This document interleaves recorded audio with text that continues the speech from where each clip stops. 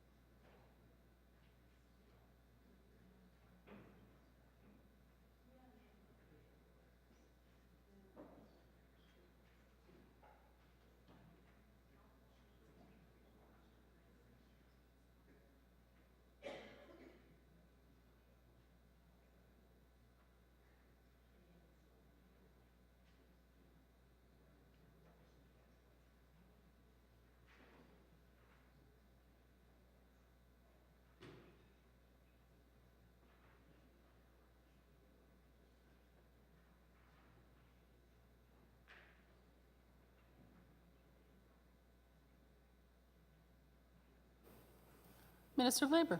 Thank you, Honourable Chair.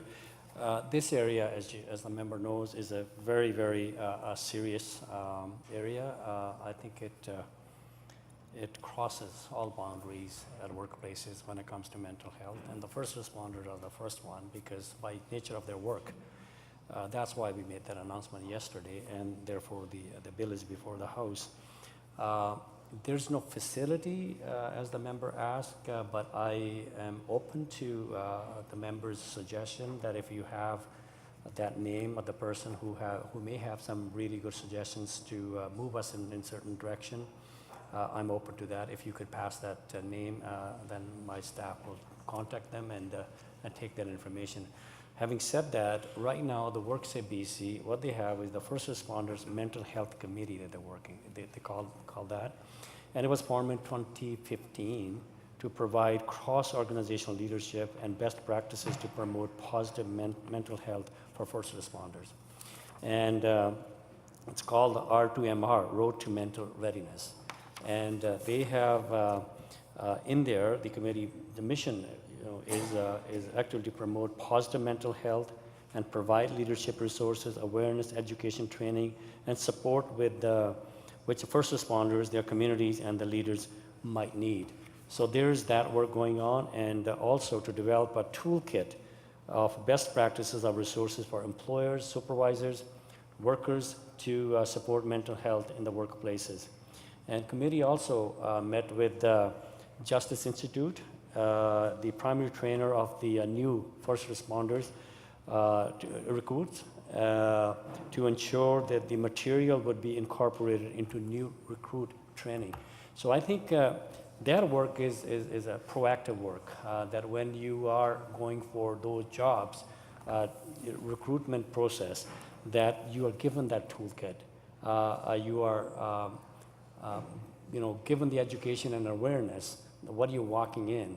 Because at that younger age, many of them come at a younger age, they think nothing's going to happen to them.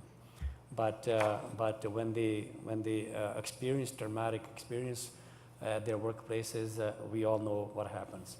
And so we are trying to get them support that they deserve in a timely fashion. So this is the kind of work that is going on right now through WorkSafe, but I welcome members' suggestion that if the person that member talked about, if we could speak to them, and if they have some suggestion, then we will certainly are open to that. Member. Very much for that offer, and through the chair. I definitely will pass on the individuals that I referred to. I did get a brief instruction from him about WorkSafe BC program, which they did commend, but one of the issues that is different than traditional treatment facilities or treatment programs is that to be effective, it's actually the peers that have to be part of that immediate critical crisis management. So the program that he's familiar with, and there's actually an institution in Massachusetts that actually does offer this recovery center for first responders.